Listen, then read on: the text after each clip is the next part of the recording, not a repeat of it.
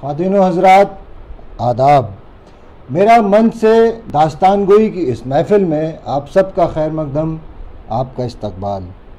इससे पहले कि हम बाकायदा तौर पे इस बज़्म का आगाज़ करें, इसकी शुरुआत करें, छोटी सी बात जो मेरे लिए एज़ाज़ है मेरा मन से लाइव होने की। गीतांजलि गीत साहिबा का बहुत बहुत शुक्रिया। और ये मंच, ये महफ़िल इसलिए ख़ास हो जाती है कि इस मंच से, इस लाइव सेशन के पेज से मेरे उस्तादों ने, मेरे गुरुओं ने, मेरे बहुत सारे सीनियर्स ने लाइव किया है, इसलिए ये पेज और ये जगह मेरे लिए और ख़ास हो जाती है। बहुत बहुत शुक्रिया एक बार फिर वो लोग जो जुड़े हैं, जो जुड़ेंगे। आज बातें होंगी दास्तान गोई की। दास्तान गोई क्या है, क्या है उसके किस्से, क्या है उसकी रिवायत और किस तरह आई ये वजूद में। दास्तान गोई नाम है लंबी लंबी दास्तानें सुनाने का। इसकी मिसालें आपके सामने पेश होंगी। दास्तान यानी कि कहानी, लंबा किस्सा, किस्सा छोटा होता है। दास्तान यानी कि लंबा, और गोई उसको बयान करने का फ़न। हिंदुस्तान जन्नत निशान में ये फ़न 13वीं सदी में राइज हुआ। 13वीं सदी, एक माफ़ कीजिएगा जी, शुक्रिया। 13वीं सदी में हज़रत अमीर खुसरो के ज़रिए ये फ़न हिंदुस्तान में आया और जब से लेके अब तक लोग दास्तानें सुना रहे हैं, सुन रहे हैं।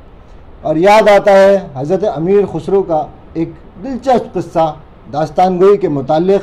और मेरा मंच पे जब आमंत्रित किया, मुझे बुलाया, तो याद आता था वो किस्सा कि हज़रत अमीर खुसरो के दोस्त ताजुद्दीन बाबर ने हज़रत अमीर खुसरो की शायरी को इधर से उधर से जमा करके उनका दीवान शाया किया, यानी कि कविताओं का संग्रह।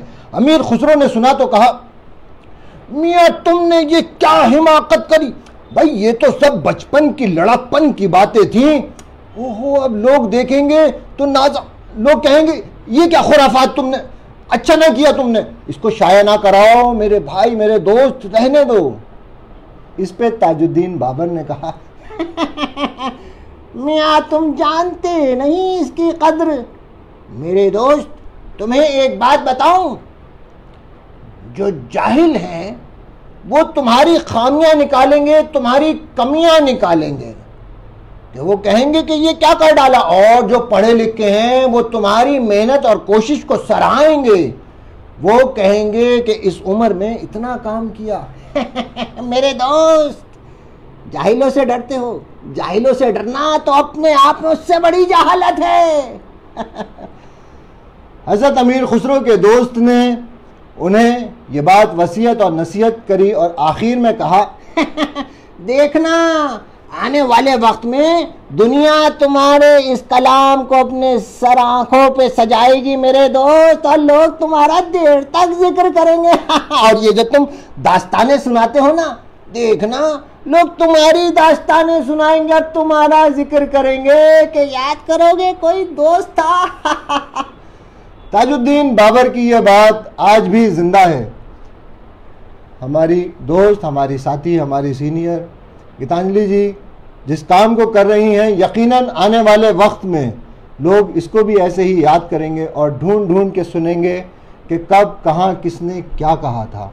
ये खूबसूरत बात सामईन मेरे लिए भी है कि मुझे बुलाया इन्होंने और ये मौका दिया।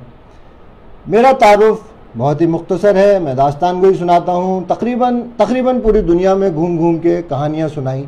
लेकिन मेरे तारुफ से पहले आइए बात करें दास्तान गोई की कि 13वीं सदी में हज़रत अमीर खुसरो के पीर, उनके उस्ताद, उनके औलिया हुए बीमार, तो हज़रत अमीर खुसरो जाते और उन्हें दास्तानें सुनाते।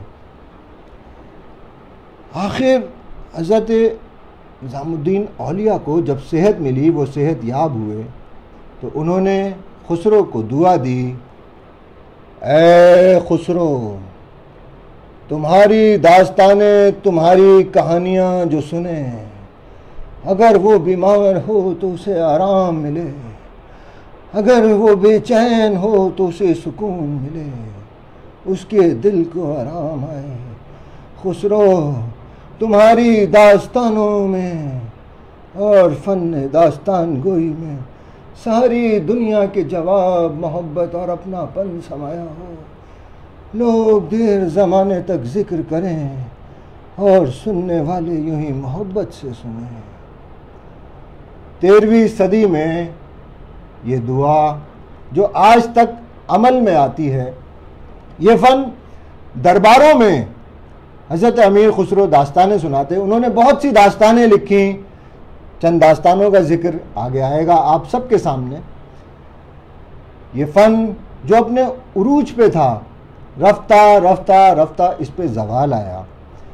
और क्योंकि इस मंच पे ज़्यादातर थिएटर के लोग हैं, हमारे आर्टिस्ट हैं, तो वो सुने इस अज़मत को, इस बयान को कि हिंदुस्तान में फ़नकारों की क्या अज़मत थी, क्या क़ुव्वत थी और क्या ताकत थी, जिन्होंने बरतानिया साम्राज्य को मजबूर किया कि वो ऐसा हुक्म नाफिज करें कि दास्तान सुनाने वाले अपनी दास्तानें ना सुना सकें। क्या ताकत थी वो रंगमंच के कलाकारों की, क्या ताकत थी इन लोक कलाकारों की, इन लोक गाथाओं की। सुनिए सामाईन, तारीख के वर्क़ों से एक सच्चा किस्सा। हुआ यूं कि आज जो मुल्क हमारे पड़ोस में है, उसी का एक बाज़ार, नाम किस्सा ख़ानी बाज़ार। जी हाँ, ये वही बाज़ार है जहाँ के हमारे मशहूर अदाकार दिलीप कुमार साहब और मशहूर अदाकार शाहरुख खान साहब भी वहीं के रहने वाले हैं। उनका खानवादा हिंदुस्तान हिजरत करके आया। वो बाज़ार जलियांवाला बाग, मैं थोड़ा सा इसके बारे में बता दूं। जलियांवाला बाग एक मैसेकर था, आवाम जिसमें कत्ल हुई थी, आवाम का कत्ले आम हुआ था बड़े पैमाने पे। उससे पहले और सबसे पहले हिंदुस्तान में अगर किसी के ऊपर गोली चली तो वो लोग कलाकार थे। सुनिए दिलचस्प किस्सा कि किस्सा ख़ानी बाज़ार।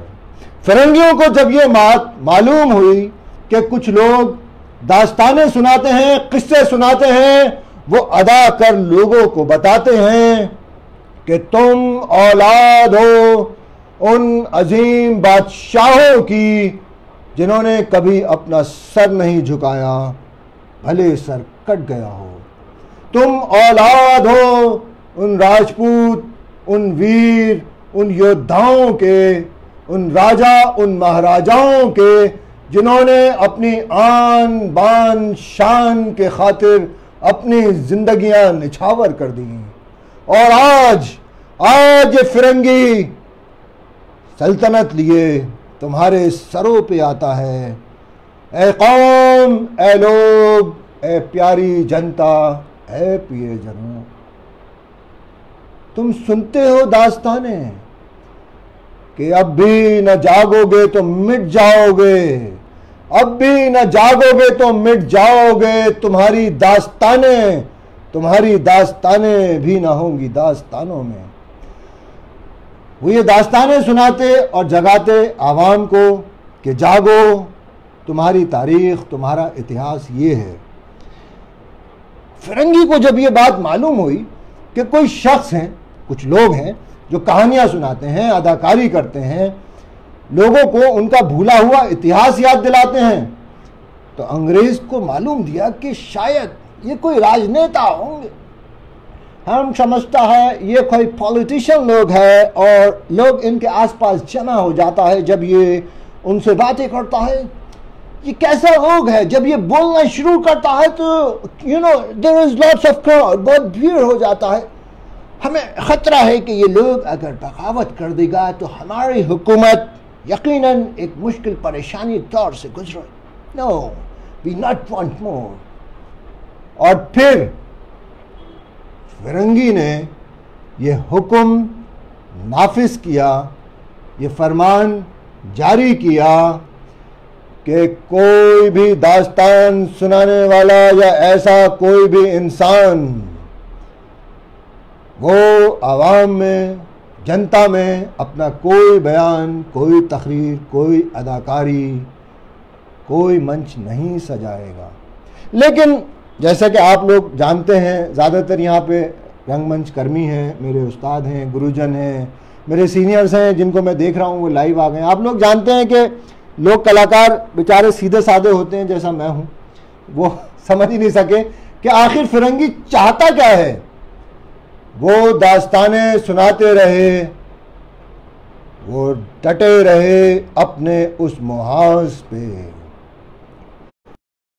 सिया दिन आया जब अंग्रेज ने उस पूरे बाजार का मुहासरा किया और उसने कहा कि दास्तान सुनाने वाले हमारी तरफ आए कि हम उन्हें साथ ले जाना चाहते हैं। दास्तान सुनाने वाले दास्तानें सुनाते रहे, वो इस बात को समझ न सके और तारीख का वो सिया दिन जब गोलियां बरसीं और इस कदर बरसीं कि जैसे आसमान से बारिश बरसती है। 400 से ज़्यादा दास्तान सुनाने वाले वो लोग कलाकार जिन्होंने अपनी मिट्टी से मोहब्बत की, आखिर उनका खून उसी माटी में मिल गया और वो सदा के लिए अमर हो गए। ख्वातीनो हज़रात, उसके बाद हुआ ये तमाम थिएटर वालों के लिए एक अज़मत का वाक़या है, ये सच्चा वाक़या है बिल्कुल। उसके बाद हिंदुस्तान जन्नत निशान में ये फरमान जारी हुआ कि कोई भी रंगकर्मी, कोई भी दास्तान गो, कोई भी किस्सा गो, अब अगर दास्तानें सुनाएगा तो वो चिड़ियों की, बुलबुलों की, जादूगरों की, मोहब्बत की, जमल की, अपनेपन की, खोई हुई बातों की, जन्नत की, परियों की, सहराओं की, अरे रेगजारों की, जन्नत की, जंगलों की, बियाबानों की, शायरी की, लेकिन इतिहास न सुनाना। ये सिया दौर इस कदर छाया कि जैसे हमारी अजीम तारीख, हमारा इतिहास मिटता सा गया हो। लेकिन वो रंगकर्मी ही क्या जो यूं मान जाते कि ये तारीख है कि दिल्ली में यमुना के किनारे दास्तान सुनाने वाले कत्ल किए गए। महरौली में कोई पेड़ खाली ना था लाशों से, जिसका जिक्र गालिब ने भी किया है। और शायद यही वजह थी कि गालिब खुद दास्तान गोई को बेहद पसंद करते थे। उन्होंने एक जगह कहा कि मुझे तिलिस्म होशरुबा का बाब मिल जाए, मशहूर दास्तान है, और शराब मिल जाए तो ज़िंदगी में और क्या चाहिए। कानपुर में, लखनऊ में और हिंदुस्तान के अलग अलग शहरों में दास्तान सुनाने वाले कत्ल होते गए और यह फ़न रफ्ता रफ्ता रफ्ता अपनी मौत की कगार की तरफ चलता रहा, खरामा खरामा।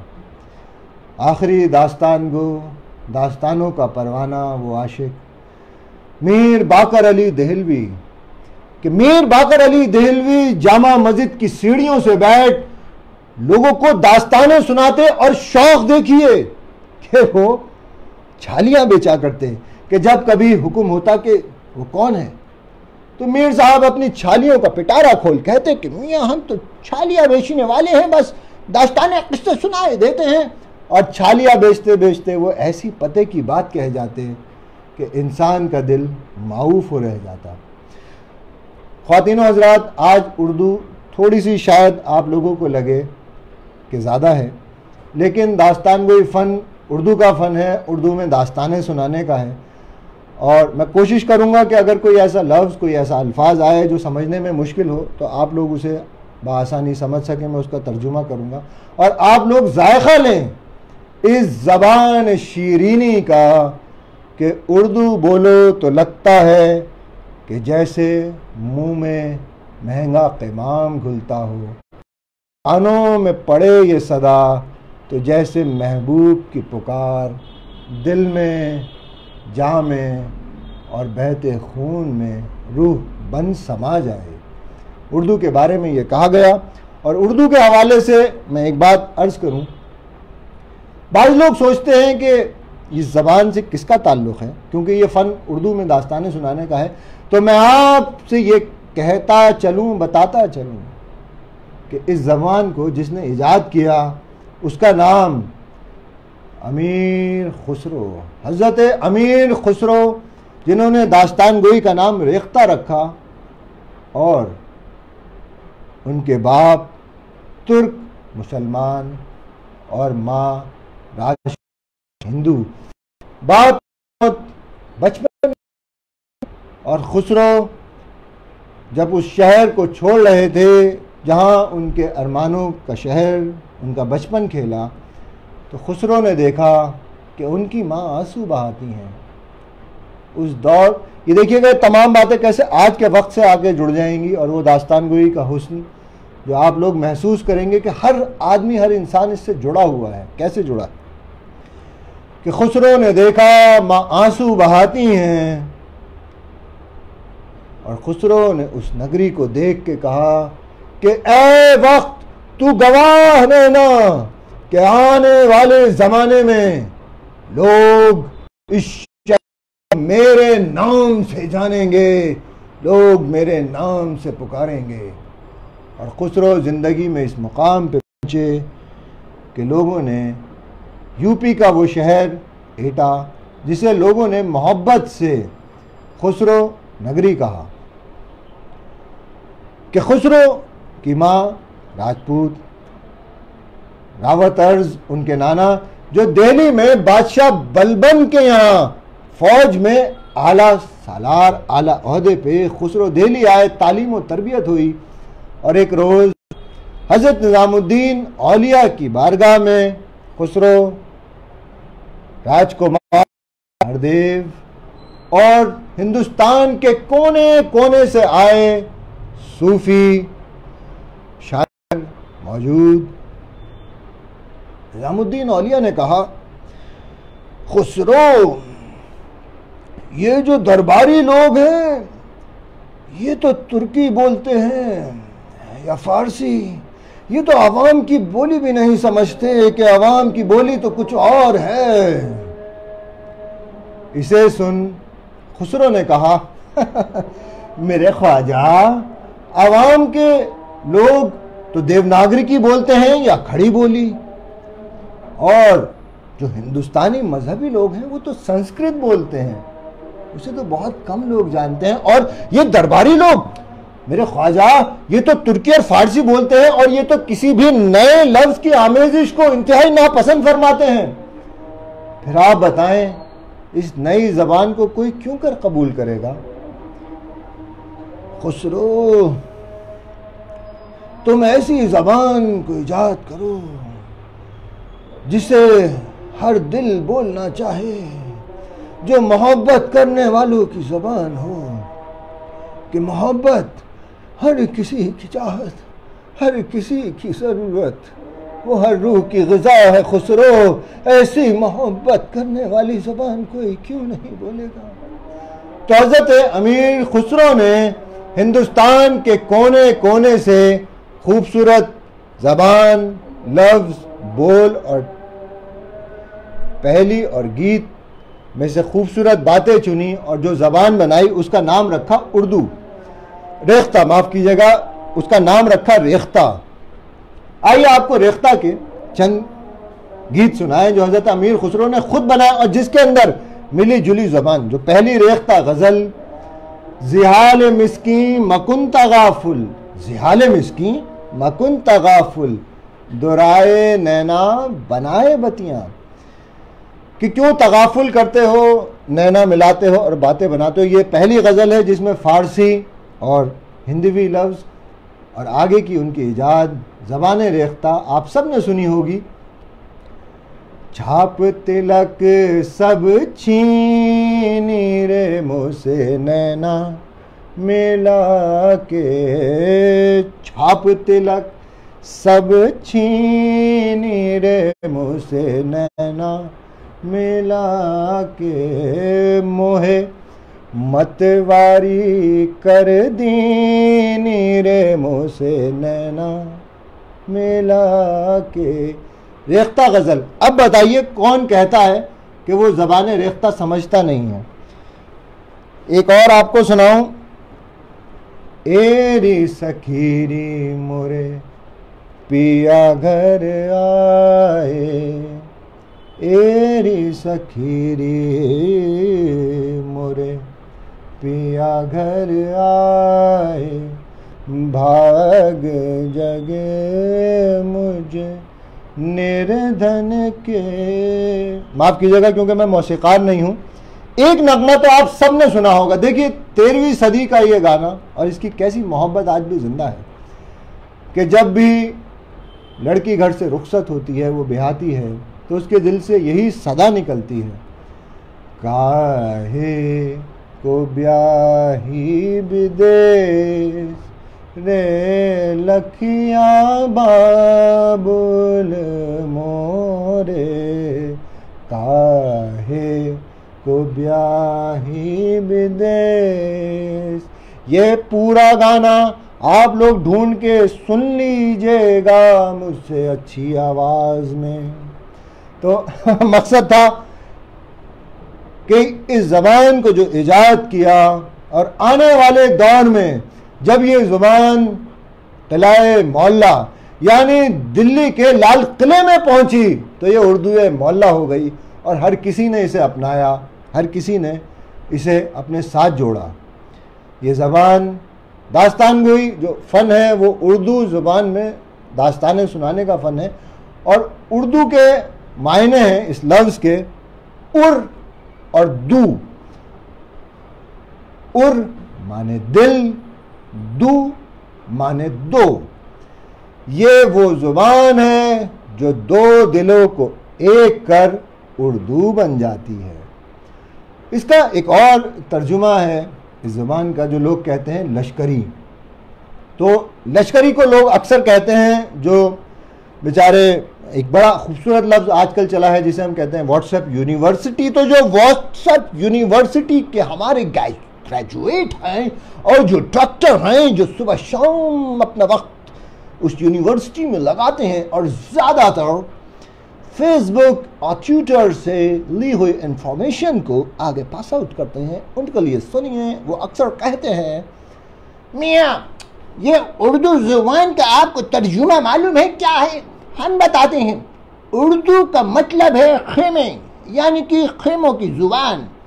और आपको मालूम है ये खेमे किसके थे? ये वो जो आए थे ना बादशाह ईरान से, तुरान से, उन्होंने अपने खेमे लगाए थे और उनकी फौज ने जो ज़ुबान बोली वो उर्दू कहलाई, यानी खेमों की ज़ुबान, उनके जो खेमे थे।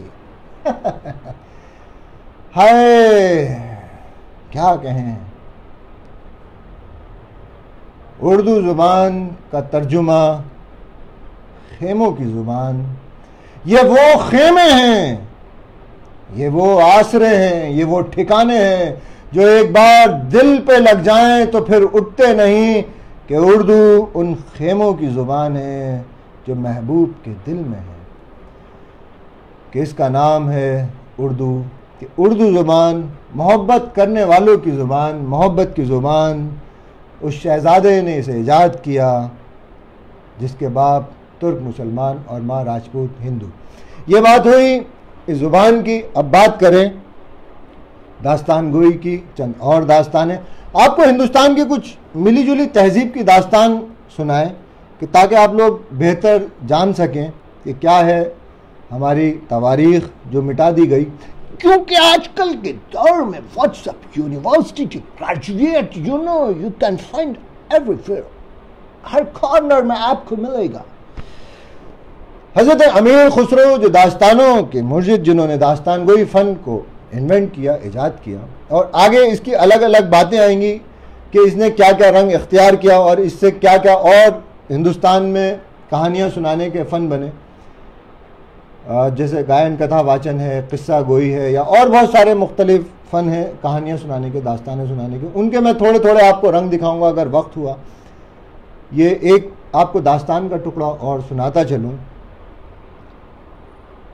पुरानी दास्तानों का जिक्र इसलिए कर रहा हूँ क्योंकि वो अब कहीं खो गई हैं, बहुत कम लोग उन्हें पढ़ते हैं, जानते हैं। नई दास्तानें तो बहुत हैं, अगर उनका जिक्र करें तो फिर पूरी रात चाहिए। तकरीबन 100 से ज़्यादा मेरी ख़ुद की दास्तानें हैं जो मैंने लिखी हैं, सुनाई हैं, दुनिया भर में घूम घूम के सुनाते हैं। और बाज़ लोग सोचते हैं कि दास्तानें शायद बहुत ही मुख्तसर हैं, बहुत ही थोड़ी हैं, बहुत कम हैं।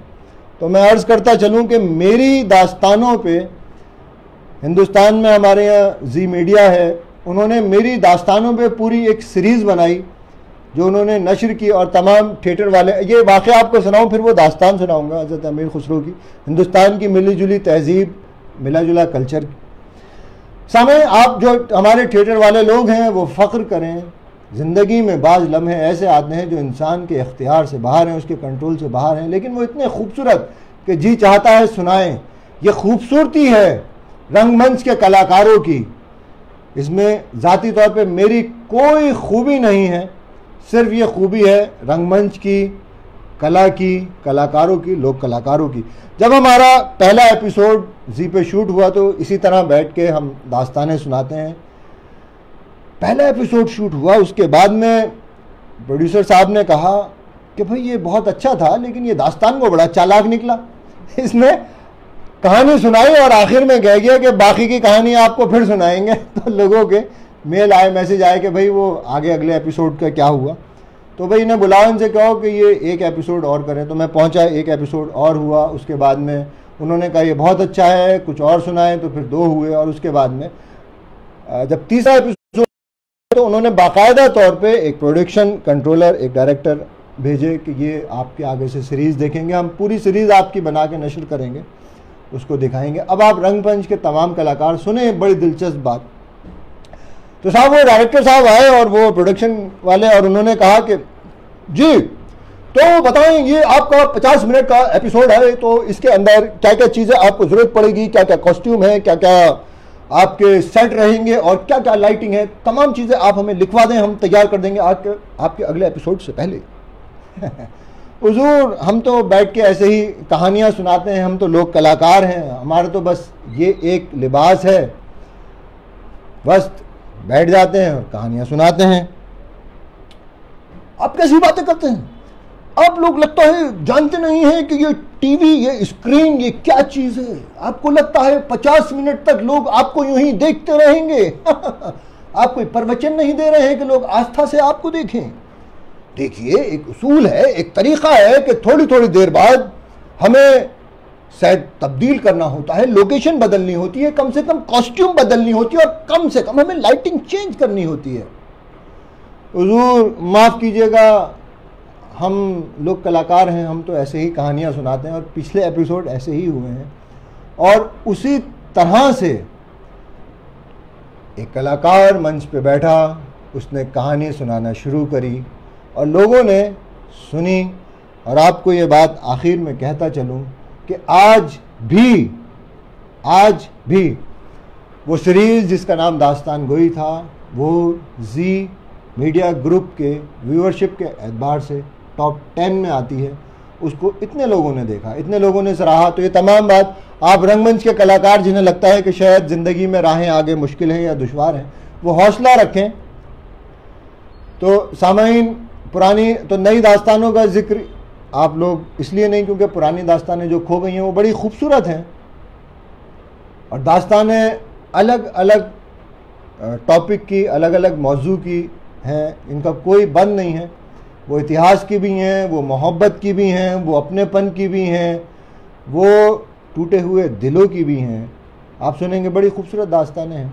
एक दास्तान अब आपको अर्ज़ करता चलूँ, वरना आप लोग कहेंगे कि किस फंदे में फंसा दिया। कि अमीर खुसरो अपने घर में बैठे हैं, आधी रात का वक्त, उनके दरवाजे पे दस्तक हुई। दरवाज़ा खोला, देखा सामने दिल्ली का शहजादा होने वाला बादशाह खिज़र खां। खिज़र खां, आप यहाँ इस वक्त अंदर आए। खिज़र खां आए और आके बैठ बोले, खुसरो तुम तो जानते हो मेरी आंखों में रोशनी नहीं रही। वो मेरा जालिम भाई, उसने बादशाहत की चाहत में कैसे क्या कर दिया। मलिक काफूर ने मेरी आंखों में सुर्ख सिलाई फिरवाई, मेरी आंखों की रोशनी छिन गई और मेरा सगा भाई कहता है कि मैंने ब्याह रचाया देवल रानी से, ये जुर्म किया, मुझे अपनी जिंदगी का कोई भरोसा नहीं खुसरो, मैं ये मोहब्बत नामे लाया हूँ, ये ख़त जो मैंने देवल रानी को लिखे तुम इनकी दास्तानें बनाओ, लोगों को सुनाओ खुसरो। शहजादे, मुझे बेहद गम है आपके इस हाल का, मगर मैं अफसोस ज़दा हूँ कि मैं इस मामले की दास्तान लिख नहीं सकता, कि इस दास्तान का कोई ऐसा अंजाम नहीं कि जो दुनिया सुने तो हैरत में रह जाए। आप शहजादे हैं खिज़र खान, आप खिलजी शहजादे होने वाले बादशाह। आपको मोहब्बत हुई गुजरात की राजकुमारी देवल्दी से, आपने उससे ब्याह रचा लिया। अब आपके भाई को इख्तिदार बादशाहत का शौक़ हुआ, वो इल्ज़ाम लगाता है आप पे कि आपने जुर्म किया। लेकिन ये दास्तान की क्या ऐसी खूबी हुई इसके अंदर? हाँ खुसरो, इस दास्तान का ऐसा कोई अंजाम तो नहीं। मैं दुआ करूँगा कि इस दास्तान का वो अंजाम हो जो तुम्हारी दास्तान को दास्तान कामिल बनाए और आने वाले वक्त तक हिंदुस्तान में लोग सुने कि मोहब्बत की। सामाइन, खिज़र खान रुखसत हुए कि जिस महल में वो थे वहाँ उन्हें कैद कर लिया गया, और रात का वक्त कि रात को जल्लाद आया, उसके हाथ में तलवार थी और उसने फरमान सुनाया कि बादशाह का ये फरमान है, खिज़र खान, तुमने एक दूसरे मजहब की औरत से निकाह किया, उसको बिना मजहब में दाखिल किए, कि ये एक जुर्म है और हमें यकीन है कि देवल रानी ने तुम्हें बहकाया है, लिहाजा देवल रानी को हमारे हवाले करो, उसके लिए सजाए मौत मुंतखब की गई है। नहीं, देवल रानी ने मुझसे कुछ नहीं कहा, तुम अगर सजाए मौत का फरमान लाए हो तो मैं देवल रानी तुम्हें नहीं दे सकता।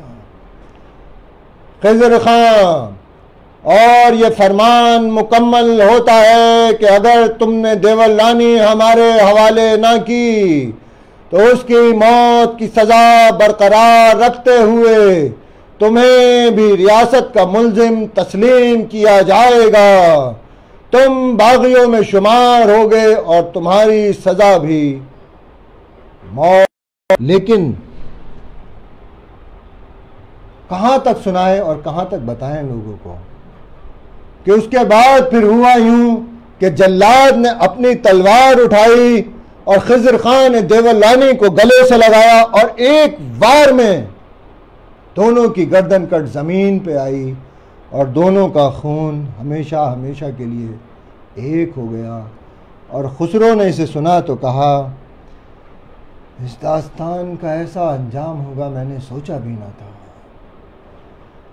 ये खून में बसी दास्तान, हिंदुस्तान की मोहब्बत करने वालों की दास्तान, गंगा यमुना तहजीब की दास्तान। हाँ हाँ, मैं इसे ज़रूर लिखूँगा कि आने वाले वक्त में लोग कहेंगे कि वो सारे बादशाह जालिम थे, वो इंसान नहीं थे, उन्होंने मोहब्बत नहीं की रियाया से, कि वो थे जिन्होंने जाने दी मोहब्बत के लिए। और वो खूबसूरत दास्तान आज भी ज़िंदा है, खिज़र खान देवल रानी। एक कीमती दास्तान का बंद मैंने आपको सुनाया। ख़वातीन और हज़रात, आने वाले वक्त में बहुत सी दास्तानें हुई और मीर बाकर अली देहलवी जो आखिरी दास्तान गो थे, उन्हें तो इस कदर शौक़ था दास्तानें और दास्तानों के मुताल्लिक़ बातें जमा करने का कि आखिरी वक्त में वो तिब्बिया कॉलेज, जो दिल्ली का एक कॉलेज था, तिब्बिया कॉलेज में जाके बैठते और सुनते कि आखिर हिकमत के क्या नुस्खे हैं, यानी डॉक्टरी के क्या नुस्खे हैं, और किसी ने उनसे पूछा कि अब आपका बुढ़ापा है, आप कहाँ यहाँ कॉलेज में आते हैं और ये तिब की बातें, डॉक्टरी की बातें सीखते हैं? तो वो ये कहते थे कि मैं इसलिए सुनता हूँ, इसलिए कि मैं अपनी दास्तान जब सुनाऊँ लोगों को तो मैं उनको बेहतर इलाज बता सकूँ, कोई बेहतर बात कर सकूँ। तो एक रंगकर्मी को ना कि सिर्फ रंगमंच की खबर हो बल्कि उसे पूरे ज़माने की खबर हो, उसको मालूम हो कि दुनिया में और क्या है, और क्या रंग है, क्या खुशबू है। ख़वातीन व हज़रात, दास्तान गोई का सिलसिला जब आगे बढ़ा तो इसके बड़े खूबसूरत रंग आए कि दास्तान गोई पे जब हिंदुस्तान में पाबंदी हुई तो एक और फ़न आया जिसे किस्सा गोई कहते हैं। किस्सा गोई, लोग आम लिबास में खड़े होते, वो इतनी अदाकारी ना करते, इतनी आवाज़ों को तब्दील ना करते और वो किस्से सुनाते लोगों को, छोटे छोटे मुख्तसर, वो चौराहों पे होते, चौबारों पे होते। हिंदुस्तान में जैसे कि मैंने अर्ज़ किया, ये दास्तान गोई का फ़न 13वीं सदी के आखिर, 13वीं सदी की शुरुआत में, 12वीं सदी का आखिर हज़रत अमीर खुसरो से इसकी शुरुआत हुई। दास्तान गोई का एक और रंग जो अरबी रंग है, अरब के लोग हिंदुस्तान आते तिजारत करने के लिए, कारोबार करने के लिए, वो अरबी दास्तानें, तिजारत करने वालों के साथ में, ताजिरों के साथ दास्तान सुनाने वाले आते, क्योंकि सफ़र लंबे होते थे, जहाज़ से होते थे, वो आते, वो दास्तानें सुनाते। ये एक और दास्तान गोई का रंग है अरबी, जिसके अंदर शायरी बहुत ज़्यादा होती है, रायम होती है। मेरी एक दास्तान है तुगलक नामा, वो अरबिक अंदाज में है, मैं एक बंद आपको सुना दूँ उसका। तो फिर हुआ यूं के बदला दौर और तुगलक फिर दिल्ली की गद्दी पे आया और आते ही तुगलक ने ये फरमान सुनाया, मेरी प्यारी रियाया कि देखो मैं बस अब राजा पूरा पूरा बन जाऊंगा और मैं 100 दिन में तुम सब में 100 अशरफियां बंटवाऊंगा। देखना फिर आएंगे देश में अच्छे दिन और बहेंगी दूध की नदियां, और तुम सब देखो मेरा 56 इंच का सीना के पड़ोसी देश वाले यूं ही डर जाएंगे कि एक रोज बाजार दरबार में पहुंचा हर बोला और वो बोला, हुजूर ये जनता है बहुत परेशान, कुछ तो इसका इलाज फरमाइए कि वो शोर मचाती है। वो क्या हुआ आपका 100 अशरफी का वादा, वो 100 दिन में जो आती थी, ये जनता त्राही त्राही कर कहती है कब आएंगे अच्छे दिन। तो मेरे हर बोले, तुम क्यों ना उनसे ये बोले कि देखो तुम्हारे राजा ने सोने का है सूट सिलवाया, कि मेरे प्यारे भाइयों बहनों देखो आ गए अच्छे दिन, तुम्हारे राजा ने सोने का है सूट सिलवाया, कि बस करो इंतजार अभी पलटती है तकदीर, और देखो सुनहरा सूरज उधर से आता है। हुजूर उधर तो खाली रोटी का चांद नजर आता है, जिसके प्याले में सिर्फ आस है और चंद दिलासे। वो देखिए आवाम किधर भूखी प्यासी मरी जाती है, वो त्राही त्राही तिल चिल्लाती है। ये सारी आवाम जो त्राही त्राही चिल्लाती है कि मुझ जैसे इंसान को मिली बादशाहत, ये तो मेरी बादशाहत पे नासूर बनी जाती है।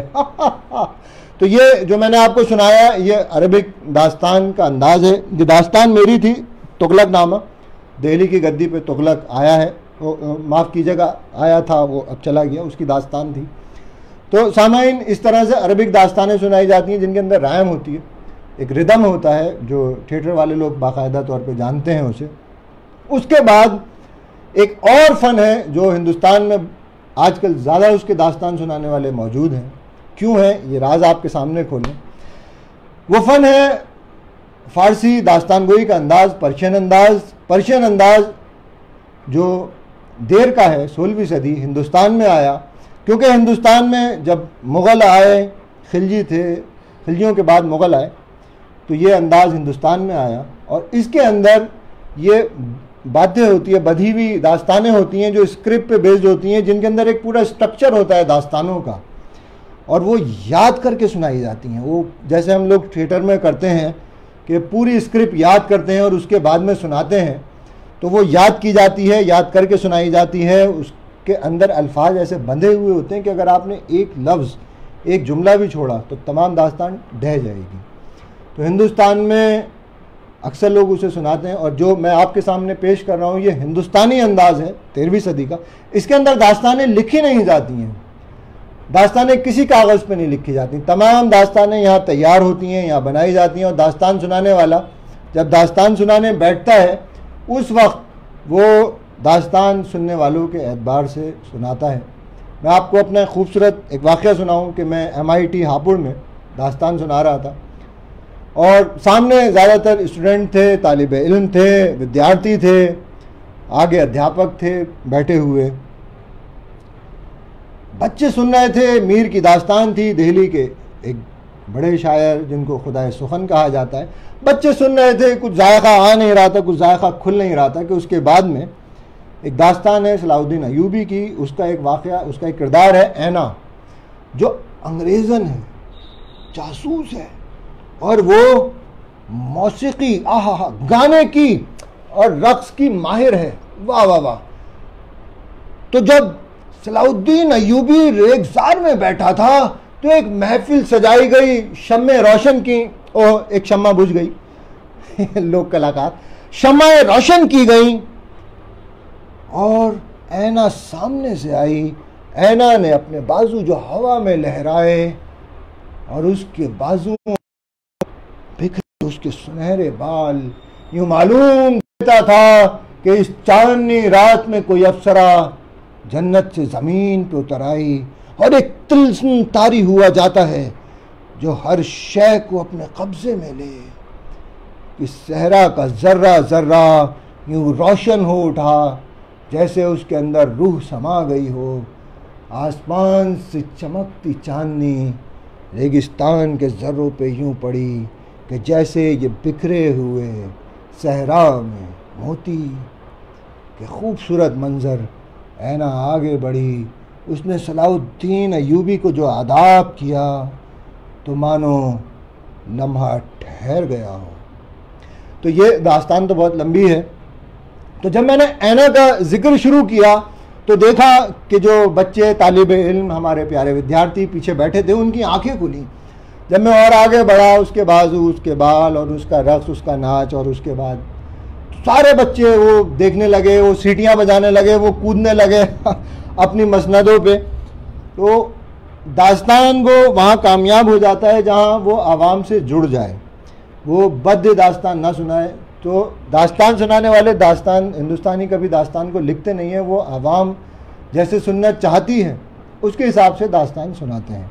लेकिन हिंदुस्तान में जब ये फ़ारसी अंदाज़ आया दास्तान सुनाने का, तो एक बहुत मशहूर दास्तान जो शायद दास्तानों में सबसे ज़्यादा सुनाई गई, वो तिलिस्म होशरुबा अमर अय्यार की दास्तान। और अकबर के दरबार में जब ये दास्तानें प्रस्तुत हुई, ये पेश की गई, तो अकबर को ये फ़न इतना पसंद आया कि एक और किस्से कहानियाँ सुनाने का फ़न ईजाद हुआ, एक और नई आर्ट। अब वो सुनिए साहब, वो क्या कि अकबर ने कहा कि भाई ये तो हमें बहुत अच्छा लगा कि तुम लोग कहानियाँ सुना रहे हो, लेकिन ऐसा करो कि इसकी बड़ी बड़ी तस्वीरें बनाओ, पीछे स्केच बनाओ, और उसके सामने खड़े होकर दास्तान सुनाने वाला अपनी दास्तानें सुनाए। तो 1200 के करीब वो पेंटिंग बनाई गई, जो मुग़ल आर्किटेक्चर का मुग़ल आर्ट का पेंटिंग्स का एक सबसे बड़ा नमूना है, जो लंदन के म्यूज़ियम में आज भी उसकी बहुत सारी पेंटिंग्स रखी हुई हैं। तो दास्तान सुनाने वाला उनके आगे खड़ा होता, वो दास्तान सुनाता, लोग सुनते, और वो तस्वीर के आगे खड़ा होके थोड़ी देर में वो अगली तस्वीर पे जाता, फिर अगली बात सुनाता, फिर अगली तस्वीर पे जाता। तो वो तकरीबन 6 फुट की तस्वीरें थीं, क्योंकि आमतौर से आपको जो मुग़ल पेंटिंग मिलेंगी वो छोटी छोटी मिलेंगी। इस बात को बताने का मकसद ये है कि देखिए, रंगमंच के कलाकार जब अपने रंग में आते हैं तो वो बादशाह हो, वो आवाम हो, वो हुकूमत के निज़ाम हो, वो किस तरह से बदल जाते हैं और कैसे लोग उन्हें चाहते हैं, उन्हें अपनाते हैं। कि अकबर बादशाह ने ये जो हुक्म दिया तस्वीरें बनाने का, ये आज भी कायम है और वो सबसे बड़ा मुग़ल आर्ट का एक नमूना। इससे जो कला ने इजाद लिया उसे आज हम कहते हैं चित्रपट कथा। राजस्थान में आज भी आपको चित्रपट कथा वाले लोग मिलेंगे जो तस्वीरें दिखाते हुए कहानियाँ सुनाते हैं। ये एक नया फ़न वहाँ से फिर आगे आके इजाद हुआ, चित्रपट कथा जिसका नाम है। और थिएटर की अगर हम बात करें तो शायद मुझे याद आते हैं सफदर हाशमी, जिन्होंने उसको उस बुलंदी पे पहुंचाया कि जो सामने की ताकत थी वो हिली और मजबूर हुई एक ऐसा कदम उठाने के लिए जो आज भी दर्दनाक है। ये एक अलग वाक़या है। से बहुत सारे हमारे यहाँ रंगकर्मी हुए हैं जिन्होंने अपनी बात को इस तरह से रखा है कि उसका असर आज भी मालूम देता है, ज़िंदा है। तो सामाइन ये एक और अंदाज़। उसके बाद दास्तान गोई में एक और अंदाज़ है जिसको हम कहते हैं मौसीक़ाना दास्तान गोई, जिसके अंदर मौसीकी है। और इसी के साथ का बिल्कुल एक अंदाज़ है गायन, कथा, वाचन। तो अजय कुमार जी अब इसके बहुत बड़े एक कलाकार हैं, फ़नकार हैं, और क्योंकि वो कहानियाँ सुनाते हैं और इस मंच से वो आ चुके हैं। आप लोगों ने अगर नहीं सुना हो, क्योंकि वो भी एक लोक कलाकार हैं, एक लोक कलाकार दूसरे लोक कलाकार का साथी है।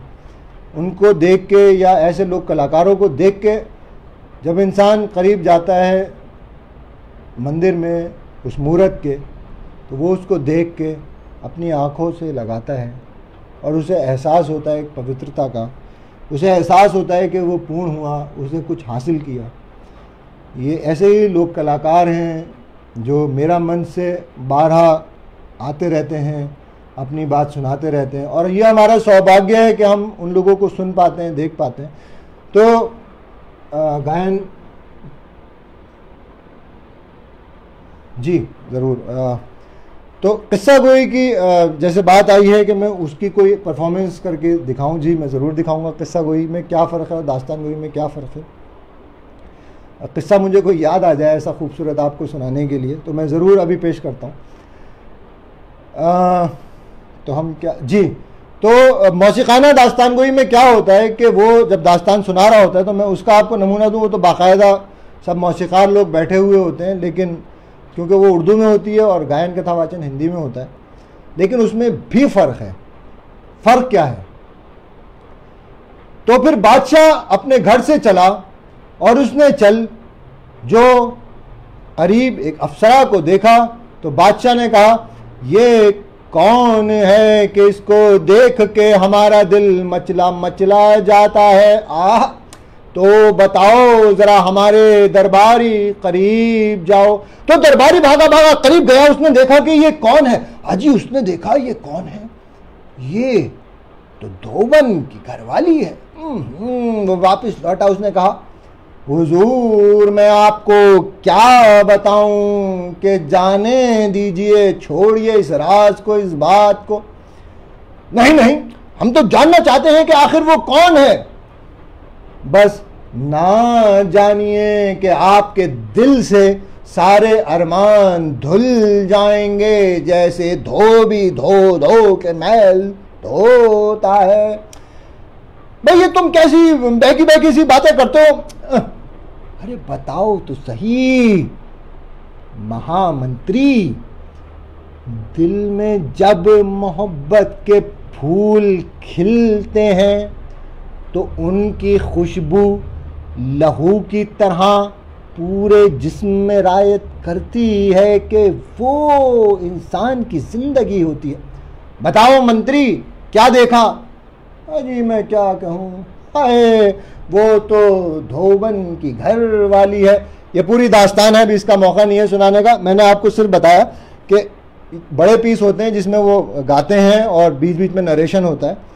अच्छा क्या फ़र्क है मौसीक़ाना दास्तान गोई और गायन जो कथावाचन है, गायन कथावाचन, उसके अंदर फ़र्क ये है कि दास्तान को बैठा हुआ ही होता है और वो बैठ के अलग अलग किरदारों को अदा करता है, वो अलग अलग किरदारों की कहानियाँ सुनाता है।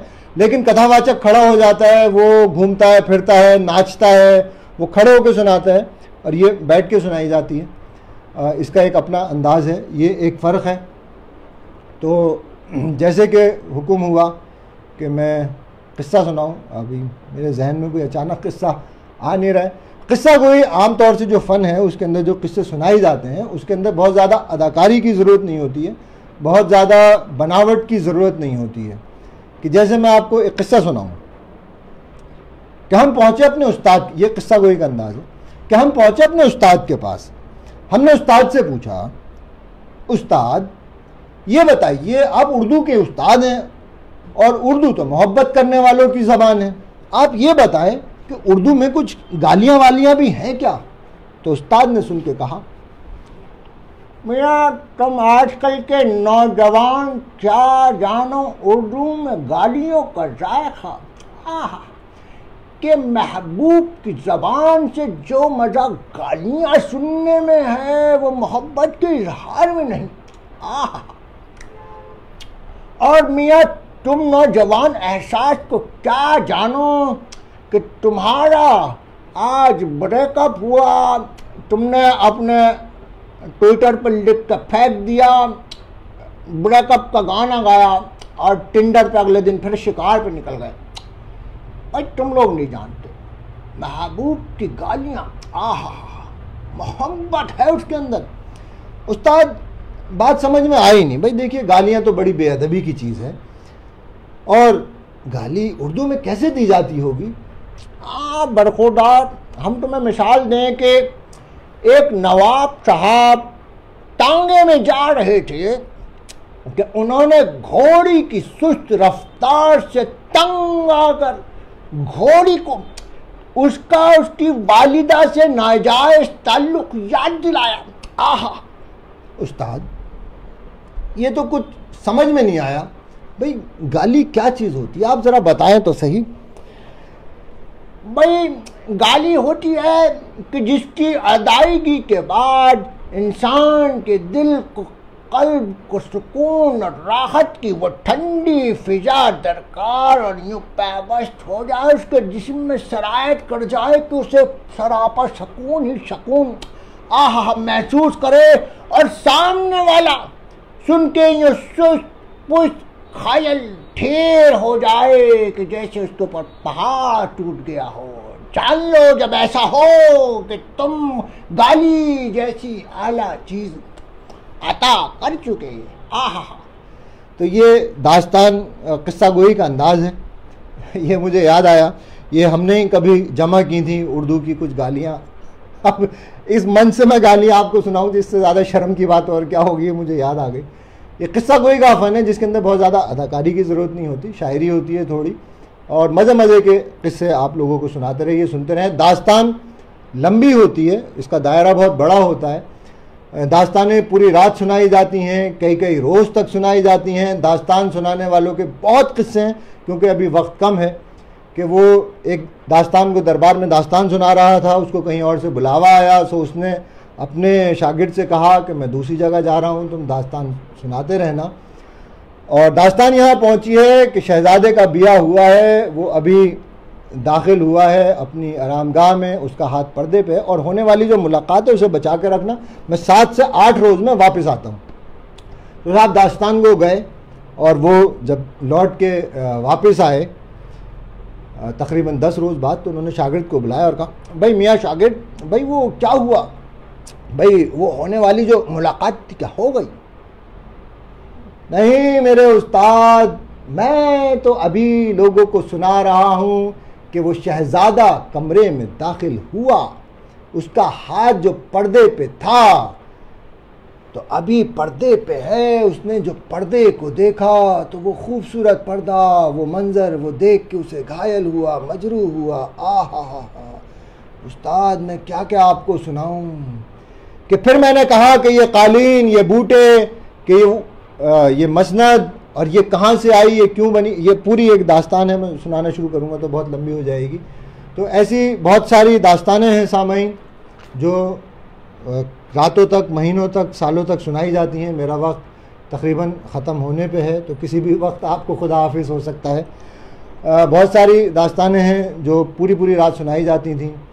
किस्से जो होते हैं वो मुख्तसर होते हैं, वो छोटे होते हैं, वो छोटे छोटे सुनाए जाते हैं। आखिर में चंद बातें आपसे अर्ज़ करता चलूँ, दिल में बहुत सारी बातें थीं। जो लोग दास्तान गोई को सीखना चाहते हैं, करना चाहते हैं, ज़रूर करें। ये एक लोक कला है और लोक कलाकार ख़त्म होते जा रहे हैं। मेरा मंच का मैं बहुत आभारी हूँ, उन्होंने मौका दिया कि आएँ और आपके सामने ये खूबसूरत दास्तानें सुना सकें। ज़रूर देखिएगा, जहाँ मिल जाए आप लोग इस पेज को लाइक करें, इनको सराहें कि ये लोग कलाकारों को दूर दूर से ढूंढ ढूंढ के ला रहे हैं। बहुत सारी बातें थी करने के लिए, मुझे मालूम नहीं कि मैं, एक सेकंड रुकिए, मैं कमेंट कुछ देखता हूँ। जी, उसमें उन्होंने लिखा है भोपाली गालियाँ। सामाइन माफ़ कीजिएगा क्योंकि ये जगह और मेरा फ़न भी ऐसा नहीं है, क्योंकि ये तो बड़ा अदब का फ़न है कि उसमें गालियाँ हम ज़्यादा, लेकिन ये अदब ही था जो मैंने आप लोगों के सामने पेश किया। कभी मौका होगा तो ज़रूर एक बार फिर आपके सामने आएंगे, कुछ आपको और ख़ूबसूरत दास्तानें सुनाएंगे। कोई बात अगर आप लोगों के जहन में हो तो आप अर्ज़ करें, मैं जवाब दूंगा, क्योंकि मेरा वक्त तकरीबन मुकम्मल हो चुका है।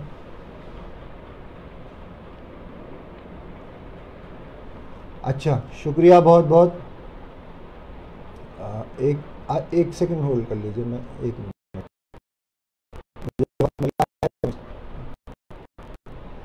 जी, तो दास्तान वो फिर आया अपने रंग में कि दास्तानें कैसे लंबी की जाती हैं, ये सुनिए फन और इसको जानिए।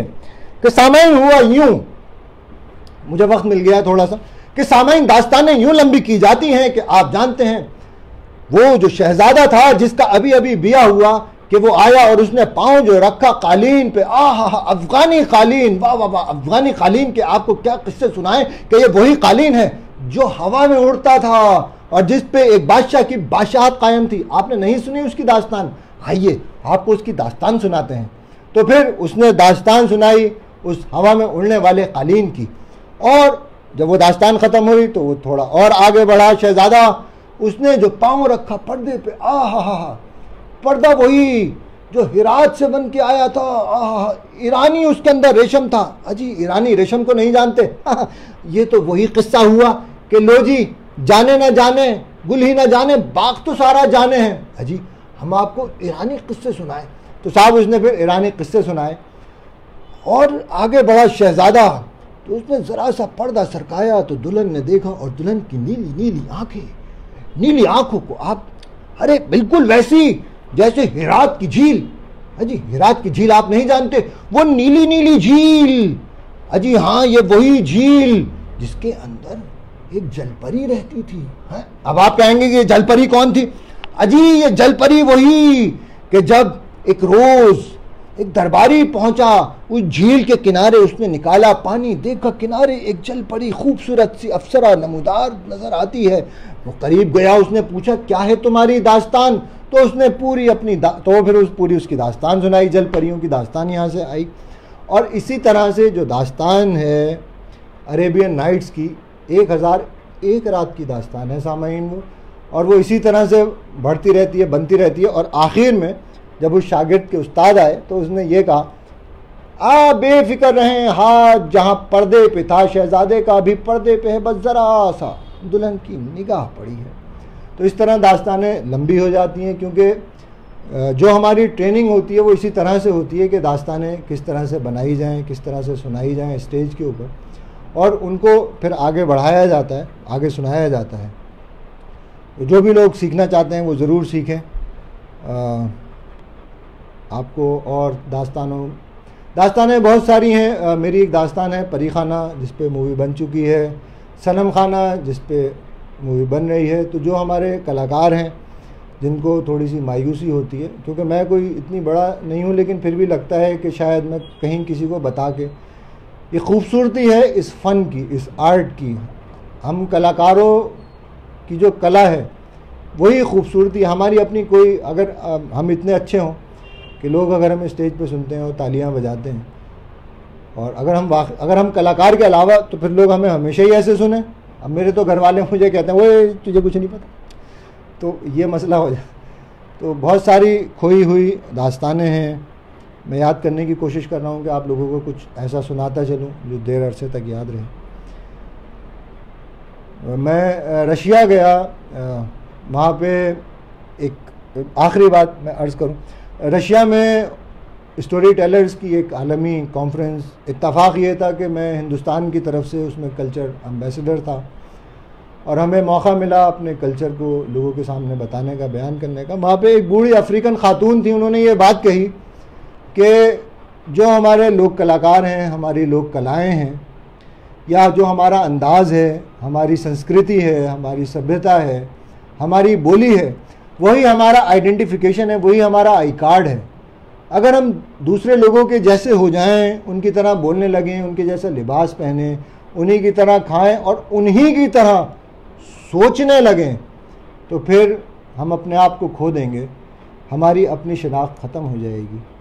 तो जो आपकी सभ्यता है, संस्कृति है, उसे संजो के रखिए, उसे आगे अपनी नस्ल तक पहुंचाइए। एक बात जो अक्सर लोग कहते हैं कि कलाकारों की ये बातें नहीं हैं, लेकिन ये जानिए कि कलाकार जिन्होंने अपना खून बहाया, जैसे कि मैंने शुरुआत में अर्ज़ किया कि दास्तान गो कत्ल किए गए दिल्ली में, बड़े पैमाने पे उनकी लाशें और उनके किस्से आज भी हैं। मोहब्बत कीजिए, ये हम तमाम लोग कलाकारों का ये फ़र्ज़ है कि वो लोगों तक बात पहुंचाएं। हज़रत अमीर खुसरो जिन्होंने दास्तान गोई को ईजाद किया, वो एक बार हज़रत निज़ामुद्दीन औलिया के साथ सफ़र पे थे कि हज़रत निज़ामुद्दीन औलिया ने देखा चंद भक्तजन अपने कंधे पे अपने प्रभु की मूर्ति रख कुछ गाते जाते थे। खुसरो, ये लोग क्या गाते हैं, किसे पुकारते हैं, कितनी मोहब्बत है इनकी पुकार में। मेरे ख्वाजा, ये अपने ईश्वर को पुकारते हैं और ये भजन गाते जाते हैं। वाह वाह खुसरो, हर कौम रास्त राहे, दीने व क़िबला गाहे। इसे सुन खुसरो ने कहा, मन क़िबला रोस करदम बर समत कज कुलाहे। यानी कि हज़रत निज़ामुद्दीन औलिया ने कहा कि हर कौम, हर मज़हब के लोग अपने सीधे रास्ते पे हैं और वो अपने क़िबले की तरफ चले जाते हैं।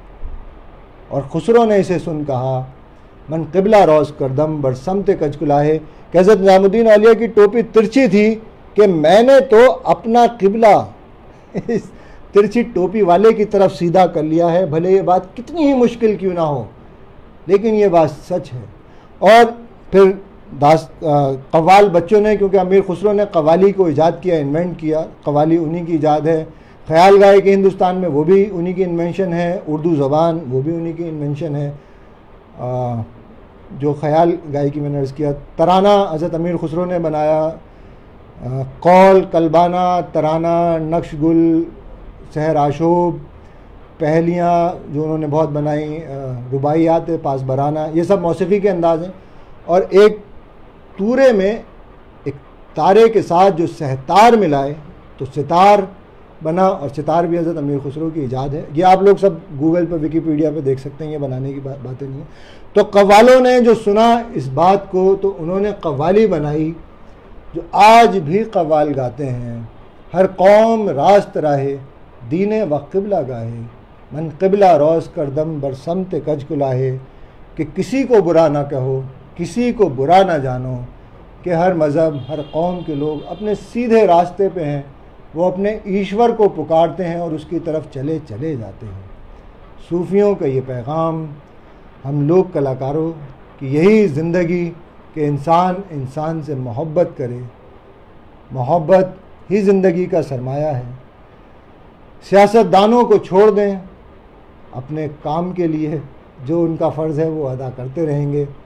वो शायद कुछ लड़ते रहेंगे और लड़वाते रहेंगे, जो हमारे राजनेता हैं प्रिय, उनका काम वो जाने।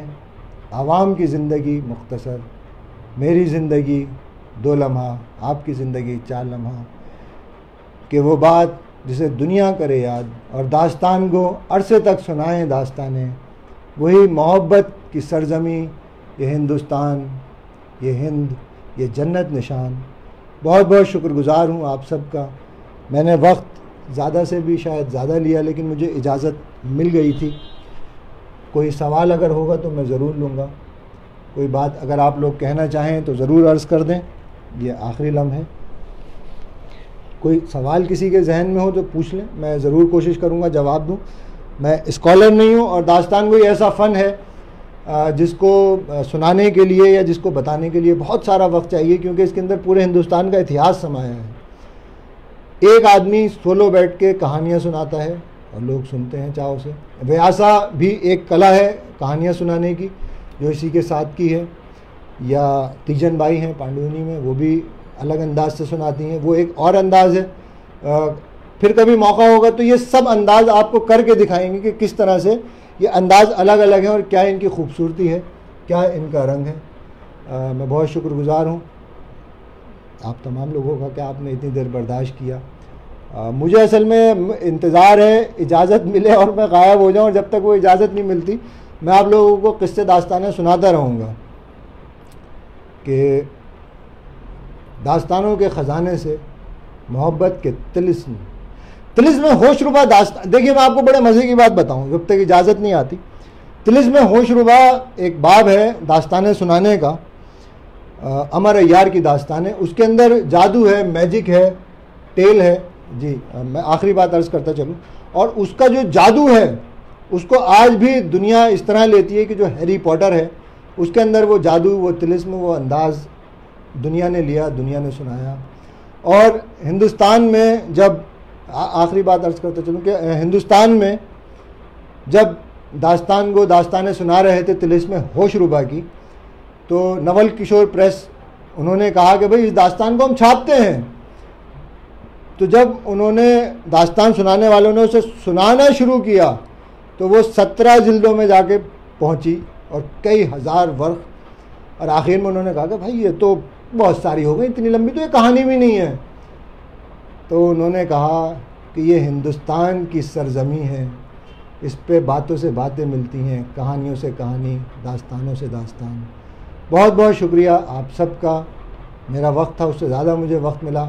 मैं बेहद शुक्रगुज़ार हूँ मेरे मंच का, मेरी प्यारी साथी का। उन्होंने शायद कुछ बोला है, हाँ, गीतांजलि गीत साहिबा का मैं बहुत शुक्रगुज़ार हूँ कि इस लोक कलाकार को ये मौका दिया कि वो आपके सामने फ़न पेश कर सके। एक बार फिर आप सबके सामने हाजिर होंगे, फिर कभी खूबसूरत दास्तानों का ख़जाना लिए, ऐसी हिंदुस्तान की मिट्टी और जन्नत निशान की मोहब्बत की प्यारी प्यारी बातें लिए।